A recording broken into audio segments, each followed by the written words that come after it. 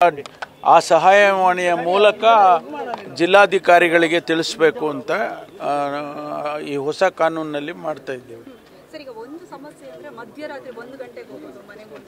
ಇಲ್ಲ, ಅದನ್ನೆಲ್ಲ ರೆಗ್ಯುಲೇಟ್ ಮಾಡಬೇಕು ಅಂತ ಹೇಳಿದ್ದೇವೆ. ಈಗಾಗಲೇ ರಿಸರ್ವ್ ಬ್ಯಾಂಕಿನ ಏನು ನಿಯಮಗಳಿದ್ದಾವೆ, RBI ಗೈಡ್ಲೈನ್ಸ್ ಇದೆ, 6 ಗಂಟೆಯ ನಂತರ ಹೋಗಬಾರ್ದು ಅಂತ ಗೈಡ್ಲೈನ್ಸಲ್ಲಿ ಆಲ್ರೆಡಿ ಇಟ್ ಈಸ್ ದೇರ್. ಅದನ್ನು ಈಗ ಯಾರಾದರೂ ಹೋದರೆ ಅದನ್ನು ಕಂಪ್ಲೇಂಟ್ ಕೊಟ್ಟರೆ ಅವ್ರ ಮೇಲೆ ಕ್ರಮ ತಗೊಳ್ತೀವಿ. ಅವ್ರನ್ನ ಹೆರಾಸ್ ಮಾಡೋದು, ಬೈಯೋದು, ಗೂಂಡಾಗಳು ಕರ್ಕೊಂಡೋಗಿ ಒತ್ತಾಯ ಮಾಡೋದು, ಹೊಡೆಯೋದು, ಬಡಿಯೋದು, ಈ ರೀತಿ ಎಲ್ಲ ಮಾಡೋದನ್ನು ಅದು ಮಾಡಬಾರ್ದು ಅಂತ ಗೈಡ್ಲೈನ್ಸಲ್ಲಿ ರಿಸರ್ವ್ ಬ್ಯಾಂಕ್ RBI ಗೈಡ್ಲೈನ್ಸಲ್ಲಿ ಆಗಲೇ ಇದೆ.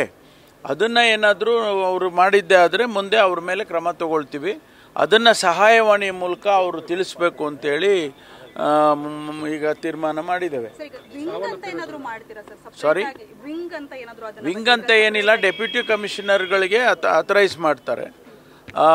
DC ಅವರಿಗೆ ಕಂಪ್ಲೇಂಟ್ ಕೊಟ್ಟರೆ ಅಥವಾ ಸಹಾಯವಾಣಿ ಮೂಲಕ ಅವರಿಗೆ ತಿಳಿಸಿದರೆ ಅಷ್ಟು ಸಾಕು, ಅವ್ರ ಮೇಲೆ ನಾವು ಕ್ರಮ ತಗೊಳ್ತೀವಿ.